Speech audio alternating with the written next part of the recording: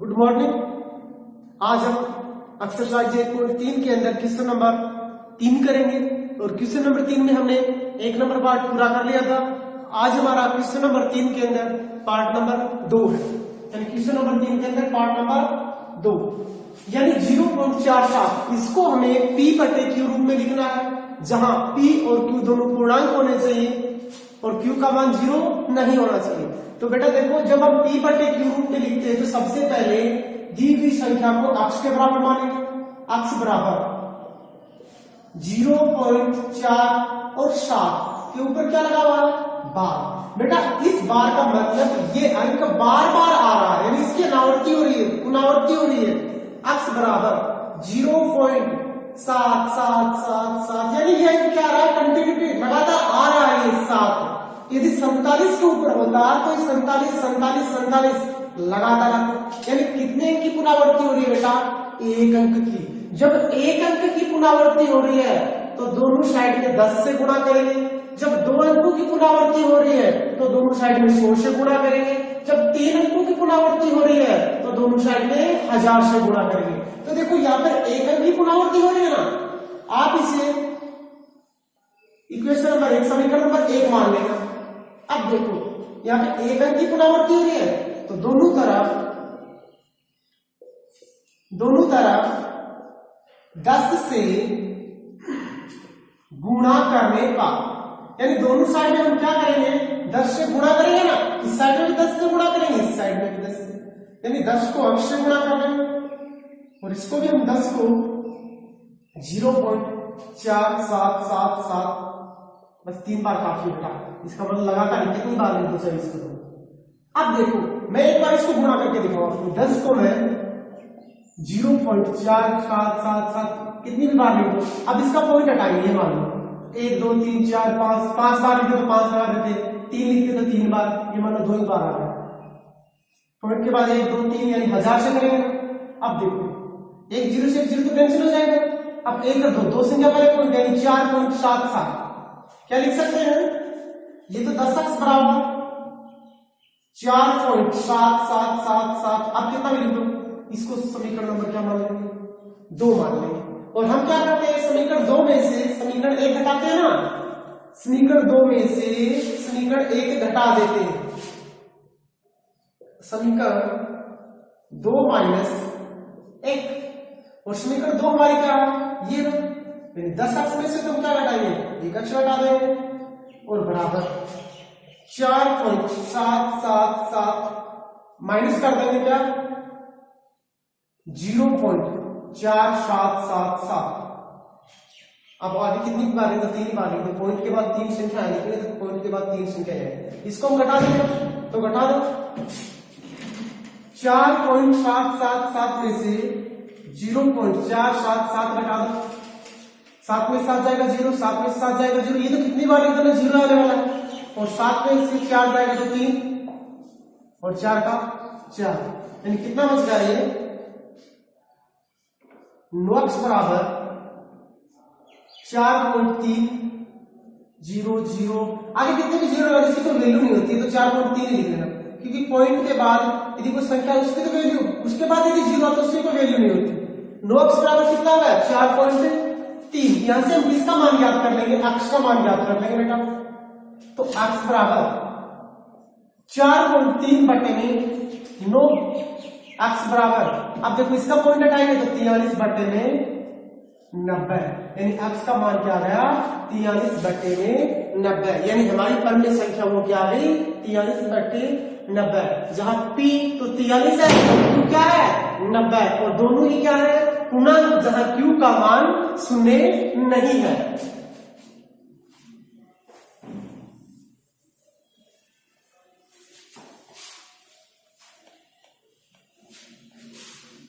इससे अगला क्वेश्चन है इसी के अंदर 3 नंबर 3 में 3 नंबर 0.001 और इन्हीं तीनों अंकों की क्या आ रही है? पुनरावृत्ति। अच्छा क्वेश्चन है बेटा। देखो सबसे पहले हम दी गई संख्या को x के बराबर मानेंगे, तो x बराबर 0.001, यानी किसकी लगातार पुनरावृत्ति हो रही है? यानी 3 अंकों की हो रही है, क्योंकि बार 3 पे लगा रहा है, तो इन्हीं 3 अंकों की बार बार क्या हो रही है बेटा, पुनरावृत्ति हो रही है। कितनी भी बार लिख देना, इसको समीकरण नंबर क्या मान लेंगे, 1। अब देखो कितने अंक की पुनरावृत्ति हो रही है, 3 अंक की ना। यदि 1 अंक की पुनरावृत्ति होती तो दोनों साइड में 10-10 से गुणा करते, 2 अंक की पुनरावृत्ति होती दोनों साइड में 100-100 से गुणा करते। अब 3 अंकों की पुनरावृत्ति हो रही है तो दोनों साइड में 1000-1000 से गुणा कर लेंगे। तो देखो 3 अंकों की हो रही है ना, तो 1000x बराबर 1000 गुणा लिख दो 0.001। अब आगे डॉट कर देना, क्योंकि लगातार कंटिन्यू के लिए आगे 001 अब लगा देना। अब देखो मैं एक बार इसको गुणा करके दिखा देता हूं आपको। ये तो 1000 है गुणा 0.001001, तो 3 और 3 6 पॉइंट हटाएंगे तो 6 बिंदु नीचे, और 3 3 6, 3 बिंदु से 3 बिंदु तो कैंसिल हो जाएंगे, 3 बिंदु बचे ना। अब 3 बिंदु पहले पॉइंट लग जाएगा, 1 2 3 1 2 3 यहाँ आ जाएगा, यानी 0.001 यानी 1.001 लिख सकते हैं ना। तो ये तो 1000 x बराबर 1.001, इसे समीकरण नंबर क्या मान लेंगे हमें, 2। और समीकरण 2 में से हम किसको घटा देंगे, 1 को घटा देंगे। समीकरण 2 में से 1 को घटा देंगे, तो समीकरण 2 माइनस 1। अब 1000x में से तो किसे घटा देंगे, x को घटा देंगे, और 1.001 इसकी लगातार कंटिन्यू लगातार है ना, 001 में से किसको घटा देंगे, इसको घटा देंगे, 0.001 और इन 2 बार भी लिख सकते हो, 3 बार, कितनी बार है, तो एक ही बार है। अब देखो 1.001 और 001 में से 0.001 घटाएंगे तो 0.0000000.1, यानी 1 के बाद पॉइंट के बाद 0 की कोई वैल्यू नहीं होती है। और 1000x में से 1x जाएगा तो 999x बराबर कितना बचेगा, 1 ही तो बचा ना। और x का मान ज्ञात करेंगे यहां से, और x का मान ज्ञात करेंगे तो 1/999, यानी हमारी वर्ग संख्या क्या आ गई, 1/999, यानी p का मान तो 1 आ गया और q का मान कितना आ गया, 999। यानी आसान से एक्सरसाइज है बेटा, थोड़ा सा दिमाग लगाओ। इसके अंदर यही काम में आएगा, और बाकी तो कुछ खास नहीं दिया गया इसके अंदर। ये बाकी तो ऐसे एक्सरसाइज गुणा भाग करते रहो। यानी मेन चीज यही थी कि दशमलव को शांत में बदलना, मतलब परमेय संख्या को ये बताने कि वो शांत है अशांत है। तो ये एक हमें कोई भी संख्या थी जिसको हमें p/q रूप में लिखना, यानी 2-3 चीजें क्या इसमें मोस्ट है, और बाकी तो ना ऐसे दिया गया है इसके अंदर फालतू की चीजें। इससे आगे क्वेश्चन और दिया गया है, क्वेश्चन नंबर 4। क्वेश्चन नंबर 4 क्या दिया गया है कि 0.9999 2 3 5 बार 0.12345 99999 को p/q रूप में व्यक्त कीजिए। किसमें, p/q रूप में व्यक्त करना है बेटा, जो पीछे किया था ना वही चीज करनी है। सबसे पहले तो हम क्या करेंगे, दी गई संख्या को x के बराबर मान लेंगे, x बराबर 0. देखो किसकी पुनरावृत्ति हो रही है, 9 की ना, यानी एक ही अंक की हो रही है, एक ही अंक की तो हो रही है, तो कितनी बार लिख दो इसको, तो दोनों साइड में हम किससे, इसको तो समीकरण में क्या मान लेंगे, 1 मान लेंगे, और दोनों साइड में किससे गुणा कर लेंगे, 10 से कर लेंगे। क्यों, क्योंकि एक अंक की पुनरावृत्ति हो रही है, इसीलिए 10 से करेंगे, 2 की होती तो 100 से करते, और 3 की होती तो 1000 से करते। अब देखो एक बार मैं आपको इस गुणा करके दिखा रहा हूं, 10 गुणा 0.9999 1 2 3 4 5 पॉइंट हटाएंगे तो नीचे एक के आगे 5 बिंदु ना, 3 2 5, एक बिंदु से एक बिंदु, 4 बिंदु से, अब 4 बिंदु पहले पॉइंट 10x बराबर 9.9999, इसको समीकरण में क्या मान लेंगे, 2। और समीकरण 2 में से किसको घटा देंगे, 1 को घटा देंगे, और 2 तो ये एक ही है, यानी 10x माइनस का तो x बराबर 9.999 कितनी बार लगा था, इसमें से घटा देंगे 0.99999। अब देखो 9.99999 में से 0.999 घटाएंगे तो 9 में से हो जाएगा तो 0, 9 में से हो जाएगा तो 0, 9 में से हो जाएगा तो 0, 9 में से हो जाएगा तो 0.9 में से 0 जाएगा तो 9 बराबर 9x। पॉइंट के बाद 0 की कोई वैल्यू नहीं है, 9x बराबर क्या है 9, x बराबर क्या होगा 9/9 यानी 1। x का मान कितना आ गया हमारा 1, यानी हमें 0.9999 को क्या लिख सकते हैं 1 भी लिख सकते हैं, यानी हमारी इसे हम p/1 के रूप में लिखेंगे तो 1/1। ठीक है, यानी ऐसे क्वेश्चन दिए गए हैं लगभग। अब बीच बीच में कुछ क्वेश्चन थ्योरेटिकल ज्यादा है, यानी थ्योरी दी गई इसमें। इससे अगला है 1/17 के दशमलव प्रसार में अंकों की पुनरावृत्ति खंड में अंकों की अधिकतम संख्या क्या हो सकती है, अपने उत्तर की जांच करने के लिए विभाजित की जाएगी। बेटा भाग देना पड़ेगा, यानी 1 में ना आप 17 का भाग देते रहो, कितनी बार जाता है ना, कितनी बार पुनरावृत्ति हो रही है अंकों की, यानी कहने का मतलब है 0 पॉइंट। जैसे ये आता है 3 2 4 3 नहीं आना चाहिए दोबारा, 3 क्या आएगा ना, उसके बाद 5 आना चाहिए। ये नहीं कि 3 2 4 आ जाए, फिर से 3 2 4 आ जाए, तो हम तो इसको यहीं पे रोक देंगे। इसका मतलब ये पूछ रहा है कि जब 1 में 17 के भाग दोगे ना तो कब तक अंक आते रहेंगे, यानी कितनी संख्या तक वो बतानी है, भाग देके देख लेना। इससे अगला क्वेश्चन है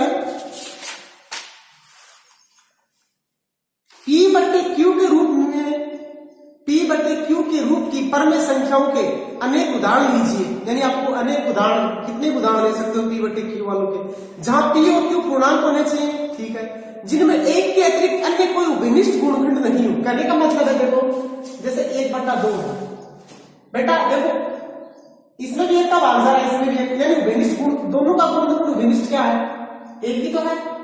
जैसे हमने ले लिया 3/4, तो देखो इसमें भी 1 का विनिष्ट गुणखंड है, इसमें भी 1 ही है, बाकी किसी का भाग नहीं जा रहा। कहने का मतलब बाकी किसी का भाग नहीं जा रहा। जैसे 13/15, देखो 15 में भी 1 का ही भाग जा रहा, 13 में भी 1 का भाग, किसी का भाग नहीं। आपकी मन की मर्जी, कितने भी एग्जाम्पल आप उदाहरण ले सकते हो, बस शर्त क्या होनी चाहिए बेटा, मैंने आपको एक्सरसाइज स्टार्ट करने से पहले बताया था, इसका क्या होना चाहिए 2 की पावर n गुणा 5 की पावर n के रूप में होना चाहिए। जो नीचे वाला है ना हेड, वो या तो 2 की पावर में या 5 की पावर में या 2 की पावर n गुणा 5 की पावर n में होना चाहिए, या तो इन दोनों की पावर में होना चाहिए, या इसकी पावर में होना चाहिए, या इसकी पावर में। जैसे ये 2 की पावर में, ये भी किसकी पावर में है 2 की पावर में, ये 15 है, ये 3 गुणा 5 की पावर में, परंतु ये गलत करना, ये नहीं होना चाहिए। यहाँ पे कितना हो सकता है 25 ले सकते हैं, ये 5 की पावर में, ठीक है ना बेटा। आपको थोड़ा हार्ड अजीब जरूर लगेगा क्योंकि एक्सरसाइज जैसी है। अब देखो मैं बताऊंगा, 1-2 एग्जांपल लेंगे तो आपको समझ में आ जाएगा। इसके आगे दिया गया है और जिसका शांत दशमलव प्रसार है, यानी शांत होनी चाहिए वो। क्या आप ये अनुमान लगा सकते हैं कि क्यू को कौन कौन सा गुण उसे संतुष्ट करता है? बेटा करो तो कर लो इस क्वेश्चन को। देखो क्या दिया गया, जैसे मैंने बताया था आपको 1/2, ठीक है, हमने क्या ले लिया 1/2, हमें पता है इसमें भी 1 का भाग जा रहा है, इसमें भी 1 का, बाकी किसी का नहीं जा रहा, यानी हमने ले लिया कि परमेय संख्या ले ली, p और q दोनों पूर्णांक है जिनका 1 के अतिरिक्त कोई उपनिष्ठ गुणखंड नहीं है। इतना तक तो हमने कर लिया। जिसका शांत दशमलव प्रसार, यानी हमें पता है कि 2 की पावर में है, इसका मतलब ये शांत है दशमलव प्रसार। और क्या आप अनुमान लगा सकते हो कि q को कौन सा गुण अवश्य संतुष्ट करता है, यानी कौन सा गुण संतुष्ट करता है? देखो इसको भी 10 की घात में करो, इसको भी 10 की घात में करो, यानी हर को 10 की घात में करना है। तो देखो इसको 10 बनाएंगे तो बेटा ऊपर भी 5 से गुणा कर लेंगे और नीचे भी किससे 5 से, 5 से कम 5 और नीचे वाला 5 दूनी 10, यानी एक संख्या का क्या लगा देंगे पॉइंट, यानी ये हो गया। इसका मतलब ये 10 का गुण, ठीक है ना। इसी प्रकार का देखो एक एग्जाम्पल ले लो, 7/8 का। अब ये तो 2 की पावर 3 में है कि नहीं? देखो इसको क्या लिख सकते हैं 2 की पावर 3, इसका मतलब इसका शांत तो होगा ही होगा। इसको आप 10 की घात में बदलो और 10 की घात में बदलेंगे ना तो ऊपर भी 5 की पावर 3 से गुणा, नीचे भी 5 की पावर 3 से, और 5 की पावर 3 का मतलब 125, और 5 दूनी 10 की पावर कितना हो गया ये 3, 125 को 7 से, 7 पंजो 35 को 500 फसल की 3, 7 दूनी 14, 15 16 17 को 7 फसल की 1, 7 ने काट, ऊपर वाला तो 875 हो गया, नीचे वाला कितना हो गया 1000 हो गया। यानी 3 संख्या पहले पॉइंट लगा देना। यानी डायरेक्ट शांत या अशांत बताने का तरीका है, यानी कोई खास क्वेश्चन नहीं है बेटा। अब ये पूरी एक्सरसाइज ही ऐसी है कि आपको ये बताना कि शांत है अशांत है, बस 2-3 चीजें आपको याद रखनी है। देखो और देखना हमने कोई इसमें कोई क्वेश्चन ऐसा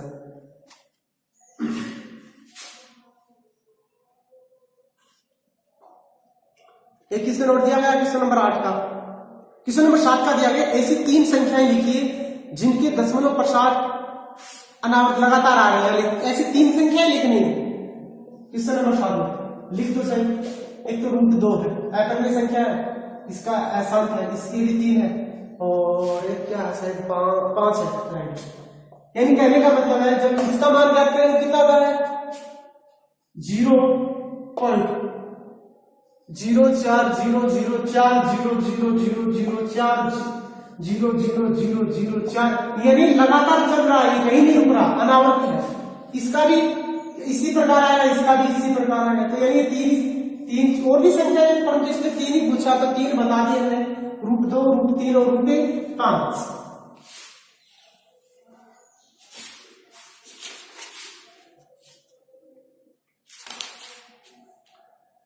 इसके आगे है, बताइए कि निम्न संख्याओं में कौन कौन सी संख्याएं परमेय और कौन कौन सी संख्याएं अपरमेय संख्याएं। यानी क्वेश्चन नंबर 9 हमें यह बताना है कि कौन सी परमेय संख्या है और कौन सी अपरमेय संख्या है। अब परमेय संख्या तो कौन सी होगी जिनको हम p/2 के रूप में लिख सकते हैं, और अपरमेय कौन सी होगी जिनको हम p/2 के रूप में नहीं लिख सकते। √23 है बेटा,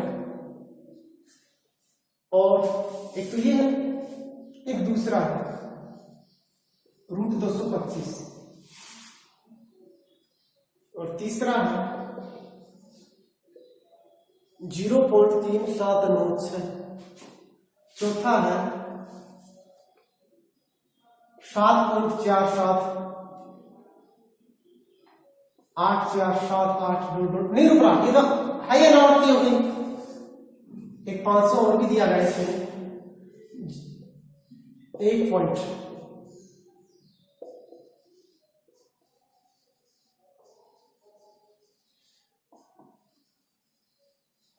यानी ये भी अनावर्ती है। अब देखो √23 एक पूर्ण वर्ग नहीं है क्या पूर्ण वर्ग? यानी √23 एक पूर्ण वर्ग संख्या नहीं है, इसका मतलब ये क्या है अपरमेय संख्या। √23 एक पूर्ण वर्ग संख्या नहीं है, इसका मतलब ये √23 क्या है एक अपरमेय संख्या। अब 225 और 225 किसका है 15, यानी 15 का 225 का रूट करेंगे तो कितना आएगा 15, यानी 225 का हमने जब सोल्व करेंगे रूट को तो आंसर कितना आएगा 15, और 15 क्या है परमेय संख्या, सॉरी क्या है परमेय संख्या। और इससे क्या है 3 नंबर 0.379 की ये बताना कि शांत है या अशांत है। अब देखो क्योंकि